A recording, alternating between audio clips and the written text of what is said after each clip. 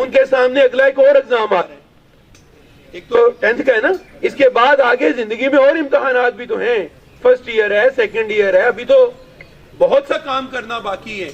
यानी करना क्या है, कोशिश करके अगले एक दिन में, अगले एक हफ्ते में, अगले एक महीने में, अगले एक साल में अपने अंदर जो पहली क्वालिटी पैदा करनी है वो क्या है, confidence to face the people, कि मैं लोगों का सामना कर सकता हूं।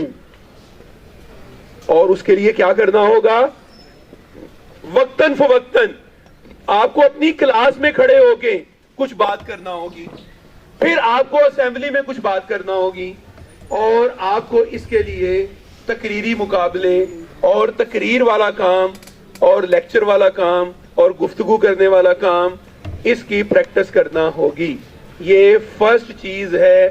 आप जिस एग्जाम में भी कभी भी ऊपर जाने का सोचेंगे, जो चीज आपके रास्ते में पहली रुकावट बनेगी वो आपका कॉन्फिडेंस होगा।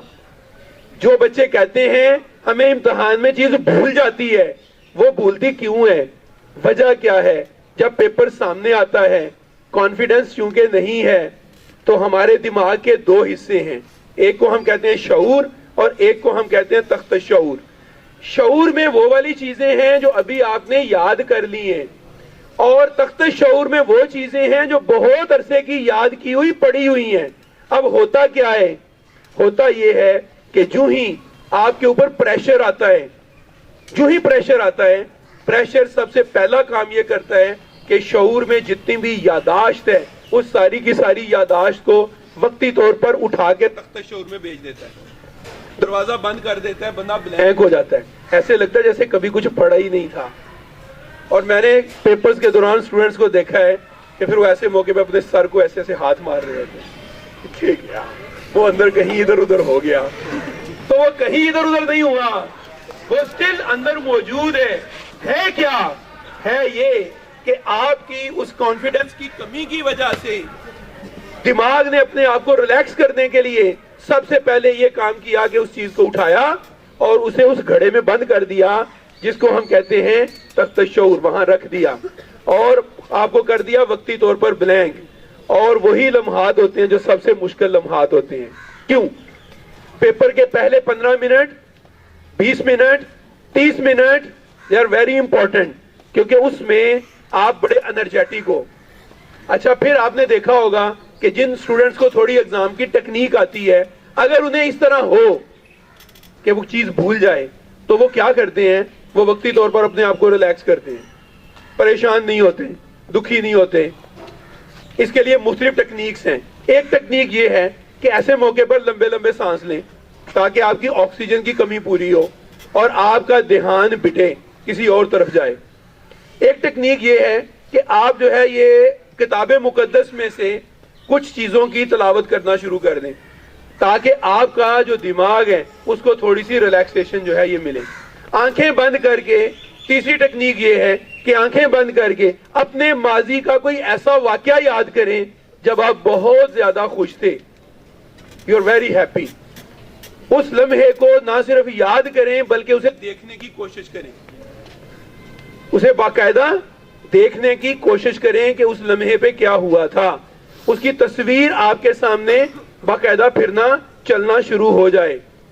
2 या 3 मिनट इतना कर लेने से दिमाग रिलैक्स हो जाएगा और शऊर और तख्त शऊर के दरमियान वो जो पर्दा था वो हट जाएगा और वो चीजें तरतीब से वापस आ जाएंगी और आप उनको आसानी से लिख सकोगे।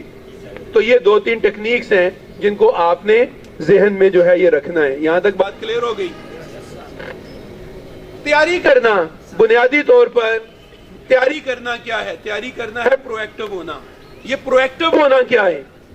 प्रोएक्टिव का मतलब है कि एक स्टूडेंट होता है कि पेपर वाला सुबह पेपर है तो जनाब रात को बैठा हुआ है, आज ही सारी बुक अब याद कर देनी है और जनाब लगा हुआ है धड़ाधड़। क्या हो गया है? वो सुबह एग्जाम है, बस भाई बस सारे काम छोड़ दिए आज से। तो that is not a good student. हम ऐसे स्टूडेंट को कहते हैं ये रिएक्टिव स्टूडेंट है। ऐसे स्टूडेंट बीमार हो जाते हैं, ऐसे स्टूडेंट कभी भी जिंदगी की मनाजिल में कामयाब नहीं हो पाते। रीजन ये कि जब सर पे पड़ी तो फिर जो है ये करना शुरू किया। असल स्टूडेंट क्या है? असल तालिब इल्म वो है जो प्रोएक्टिव होता है, और इस सिलसिला में स्कूल्स आपको प्रोएक्टिव करने के लिए बहुत से काम करते हैं, जैसे chapter wise test, half book test, उनकी एक तरतीब होती है। मकसद क्या है? प्रोएक्टिव होना। ये प्रोएक्टिव क्या है? प्रोएक्टिव ये है कि आने वाला वक्त जो है उसकी तैयारी पहले से कर ली जाए। कामयाब लोगों में ये खूबी होती है कि वो जो ही नई क्लास में आते हैं वो अपनी मंजिल को सामने देखते हैं कि 1 साल के बाद मैंने यहां पहुंचना है, इतने मार्क्स हासिल करने हैं, ये मेरा टारगेट है। चुनाचे पहले दिन से ही वो अपने आप को रोजाना एक मुनासिब टाइम टेबल में डाल के वर्किंग जो है ये शुरू कर देते हैं। इनको क्या कहते हैं हम? प्रोएक्टिव। स्टीफन आर कवे एक बहुत बड़े ट्रेनर है, उन्होंने एक किताब लिखी है 7 habits of highly effective people. इसी तरह उन्होंने एक और किताब लिखी 7 habits of highly effective teens, कि जो 13 साल से 19 साल के बच्चे होते हैं उनकी कौन सी 7 आदतें ऐसी हैं जो उन्हें जिंदगी के हर मैदान में कामयाब बनाती हैं। उनमें जो एक हैबिट है वो है प्रोएक्टिव होना, यानी किसी भी काम को प्लान करके चलना, किसी भी काम को वक्त से पहले करके शुरू करना और उसकी प्लानिंग को लेके चलना, दैट इज कॉल्ड प्रोएक्टिव होना। तो आज से आपने एक बात मैंने आपको पहली बताई, वो ये है कि आपने अपने अंदर कॉन्फिडेंस को पैदा करने का कोई मौका जाया नहीं होने देना। किसी महफिल में आपको कहा जाए कि यार कोई लतीफा तो सुनाओ, तो आप ऐसे मुंह करके नीचे ना कहें शर्म आती है। नो, यही वो मौका है कि कुदरत आपको दस्तक दे रही है कि तुम्हारी कामयाबी का रास्ता खुल रहा है, उठो और काम कर जाओ। चुनाचे जैसा भी है, टूटा फूटा जिस तरह का भी है, काम कर दो। कॉन्फिडेंस किसी दुकान से मिलता होता तो मैं रास्ते में से आते हुए 2-3 बोरियां भर लाता, आप सबको थोड़ा थोड़ा दे जाता। ये प्रैक्टिस है।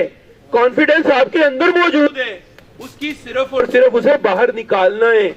उसे बाहर निकालने के लिए आपको थोड़ी सी प्रैक्टिस करना होगी। अपने मकसद पे नजर रखिए, प्रोएक्टिव हो के अपने मकसद पे नजर रखनी है कि जाना कहां है। मुझे बताएं, जिस बंदे ने शकरगढ़ जाना हो वो रास्ते में पिंडी बोड़ी में से किसी और रास्ते पे पड़ जाए, पहुंच पाएगा?